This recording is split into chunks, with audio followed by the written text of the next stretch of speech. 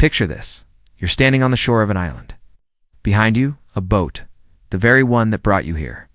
In front of you, wild, uncharted jungle filled with unknowns, danger, and possibly. They say, if you really want to go forward, you'll have to burn the boat. Treasure, this one's for you. Now here's the twist. Someone hands you a torch. You get desperate in a good way. You become the MacGyver of your own life. Suddenly you're turning broken pencils into action plans and empty bank accounts into motivation. Would you? We're told always have a backup. And yeah, if you're skydiving, have a second parachute. But when it comes to your dreams, that plan B is often a parachute packed with excuses. Burning the boat is about removing that safety net. And no, I'm not saying quit your job today and start selling NFTs on the street corner. I'm saying stop living like you've got forever to commit. Because if you've ever said, I'll try, but if it doesn't work, I'll just go back too. You were born to build your own road, even if the first few miles are potholes, detours, and awkward under construction signs. Stop. But that's exactly where the results start. Same with life. Let's say you've been dreaming of starting a business. But every time you get serious, you remember how comfy that 9-to-5 paycheck feels. You know, the one easily distracted, full of doubt, always waiting for the right time? Yeah, that guy. But here's the deal. You cannot become who you were meant to be while dragging around the ghost of who you used to be. It's like trying to run a marathon in flip-flops and carrying a backpack full of emotional baggage. No wonder you're out of breath 10 steps in. The benefits. The paid sick leave. The free coffee. Let us face it, Plan B is usually Plan A. A comfy twin brother in pajamas. Holding a tub of ice cream, and honestly, you wouldn't want to. Because the next version of you, he's got better armor, sharper instincts, and finally stopped checking his phone every 12 minutes. Because here's what happens when you don't have a Plan B, you get creative. Why? Because there's no maybe, I'll try again next year. No escape, just mission mode. Now, I'm not suggesting you torch your Honda Civic to stay committed to your fitness goals. But hey, maybe don't renew that Netflix subscription either. There's only, I'm in. Let's go. Burned the ships in 1519? Why? Not for drama points. So his men had no choice but to fight forward. Ah, the comfort zone. The spiritual graveyard of potential. It's a place where dreams go to wear sweatpants. Look, comfort is seductive. Burning the boat is about choosing persistence over escape, saying I'm not quitting again. I'm going through this storm, not around it. You ever notice how kids try to play hide and seek, but their foot is always sticking out from under the curtain? That's how most of us treat effort. We say we're all in, but we've got one toe still in the boat. The moment you stop negotiating with discomfort and start building through it, that's the moment everything changes. It's like a warm blanket, soaked in mediocrity. Sure, it feels good, but you're not growing under there. Think about it. The moment your legs start burning in a workout, what's your instinct? Burning the boat here means disrupting the pattern. Making your comfort zone so boring, so unbearable, that your only choice is forward. Ask yourself, am I living or just rehearsing? Because you weren't born to stay in your lane. Here's where it gets personal. Some of us are still clinging to a version of ourselves we know doesn't serve us anymore. Burning the boat means telling the old you, thanks for getting me here, but you're not driving anymore. The old you settled. The old you made excuses. The old you avoided risk. The new you is scrappy. He's hungry. He's willing to look dumb, fail big, and show up anyway.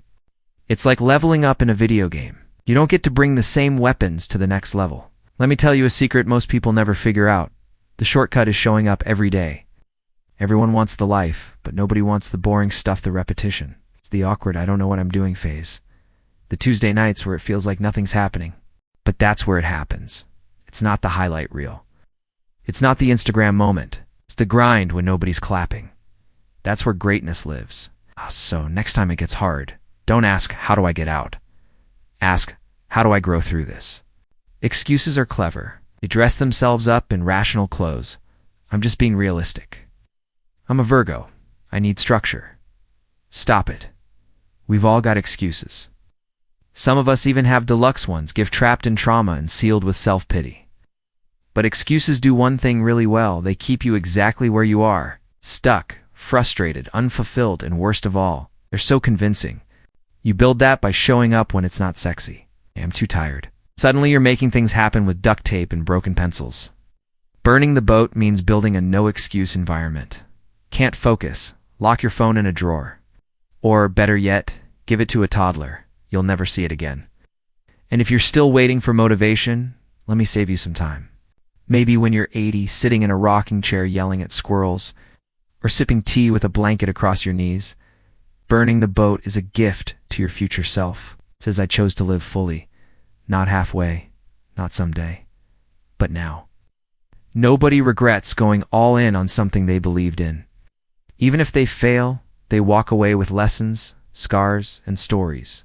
But playing it safe, that leads to invisible wounds. The kind you carry quietly, the kind that whisper, "What if?" late at night. And you'll ask. Motivation is like Wi-Fi in the woods. It's unreliable, temporary, goes out the moment you need it most. Can't wake up early. Put your alarm across the room and maybe tape a picture of your dream life on your ceiling. Discipline, though, that's your offline mode. There's something primal that happens when quitting is off the table. You stop dipping your toe in the water. You cannonball in. You adapt.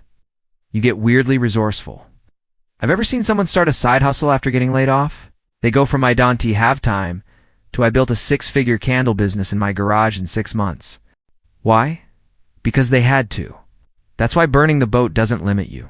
It frees you, removes the pressure of decision fatigue. You're not constantly weighing, should I keep going? No, you are going. Now your only job is to adapt, evolve, and win. And when you win, it's not luck. It's proof that the old you was never the limit, it was the options that were. Necessity unlocks power. When you take away the back door, you find doors you didn't even know existed. Let's be real, one day you're going to look back. Did I really go all in? And if the answer is no, that's going to sting more than any failure ever did. So take the risk. Make the move. Burn the damn boat. Your future self is watching in ease, hoping you be bold enough to give him a life worth remembering. So let me ask you again, what if you burnt the boat? What if you stopped waiting for motivation and just took action? What if you chose courage over comfort, effort over excuses, and progress over perfection? What if you finally decided that this right here, right now, is the moment you stop playing small? So the truth is, you don't need more time, you need more urgency. You don't need another sign. This is your sign. And you, Dan T, need a way back. You need to bet on yourself like your life depends on it. Because it does. If this hits something deep inside you, let the world know. Comment below. I'm all in. Declare it. Own it. Say it so loud that the old you hears it from the grave of your excuses. And if you're ready to build the kind of life that makes you proud to wake up every morning, then go ahead, burn the boat. And don't look back.